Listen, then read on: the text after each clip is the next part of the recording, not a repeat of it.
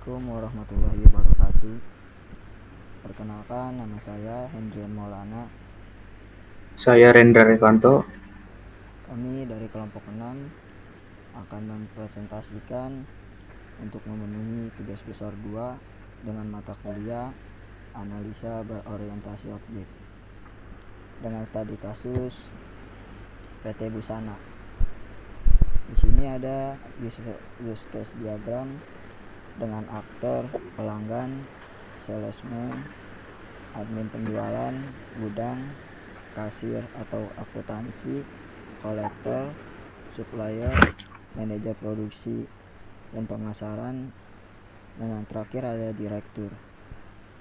Untuk alurnya, pelanggan melakukan pemesanan, pembayaran, dan retur. Salesman mencatat pemesanan, mengelola pelanggan. Admin penjualan validasi kredit, rilis perintah pengiriman. Gudang menyiapkan dan kirim barang. Untuk kasir, terbitkan faktur, catat pembayaran, laporan keuangan. Kolektor menagih piutang. Supplier melakukan pemasukan bahan baku. Untuk manajer produksi menyusun rencana produksi atau penjualan, dan untuk direktur sendiri memantau laporan. Di sini juga ada activity diagram. Untuk alurnya, customer pesan barang ke sales dan sales akan menginput pesanan. Dan untuk sistem validasi kredit, jika limit oke, maka pesanan lanjut, dan jika tidak pesanan maka akan ditolak dan akan dimintai DP.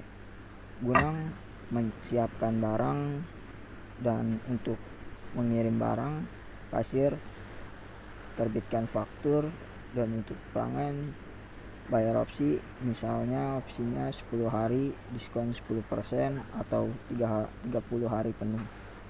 Jika belum bayar, kolektor akan menagih, dan jika sudah bayar, kasir posting dan invoice dinyatakan lunas.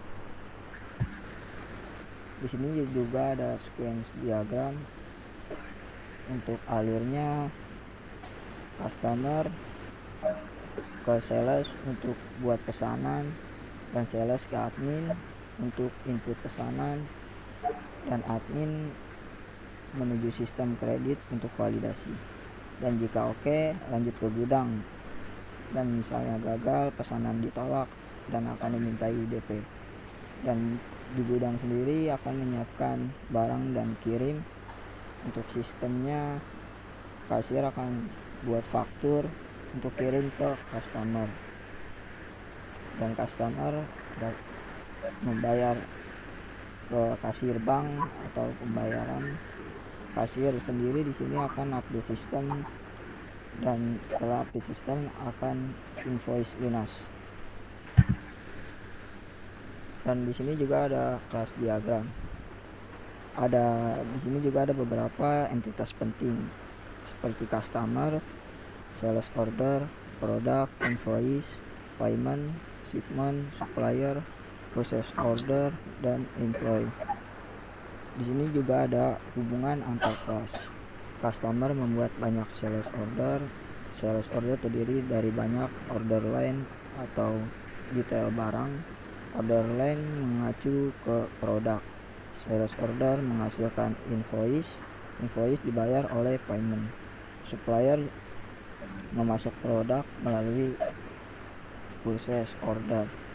Ada invoice pewarisan employee ke salesman dan warehouse staff dan kasir, dan produk ke main work, woman work, dan aksesori. Di sini selanjutnya ada database, atribut atribut entitas menjelaskan struktur tabel, berisi nama atribut atau kolom, tipe data, panjang field, deskripsi, apakah boleh bernilai nul, apakah bisa multi value, serta status PK atau FK. Contohnya pada tabel customer, atribut customer, ID bertipe integer dengan panjang 11, tidak boleh null, dan berstatus sebagai primary key. Di sini ada database, atribut domain, menjelaskan batasan nilai atau range yang diperboleh untuk setiap atribut. Contohnya, customer ID hanya boleh berupa angka antara 0001 hingga 999. Lalu yang kedua ada tipe hanya boleh diisi dengan salah satu pilihan, butik, tengkulak, atau ekspor. Selanjutnya ada kredit, limit dibatasi dengan nilai 0 hingga 1 juta. Di sini ada hubungan database antar entitas. Hubungan antar entitas atau relasi. Setiap entitas saling terhubung melalui relasi tertentu. Misalnya, customer dapat melakukan banyak sales order atau relasi on to many. Produk dapat muncul di banyak order lain. Sales order menghasilkan invoice dan payment. Dengan pendekatan ini, rancangan database menjadi lebih jelas karena atribut entitas memastikan struktur tabel konsisten. Atribut domain memastikan data yang masuk valid sesuai aturan bisnis. Relasi antar entitas memastikan integritas data tetap terjaga. Selanjutnya ada UI sistem PT Busana.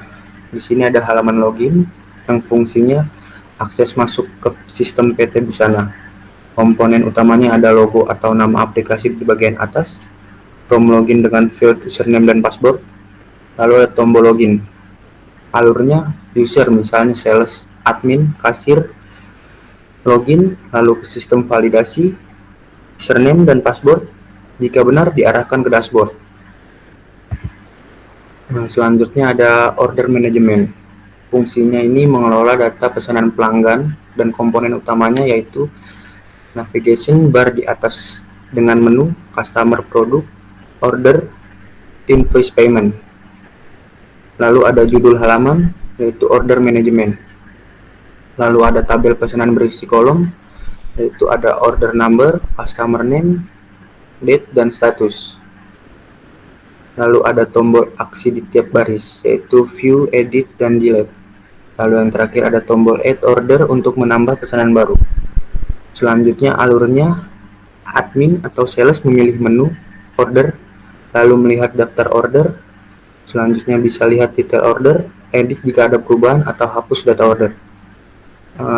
Detail order yang pertama ada tabel kunci untuk menampilkan daftar barang yang sudah dimasukkan ke pesanan. Lalu yang kedua ada kolom, produk, quantity, harga, subtotal. Lalu yang terakhir di bawah tabel itu total RP, otomatis dijumlahkan. Lalu ada tombol simpan order. Selanjutnya menyimpan transaksi ke database. Yang kedua, setelah disimpan, data akan diteruskan ke gudang untuk pengiriman.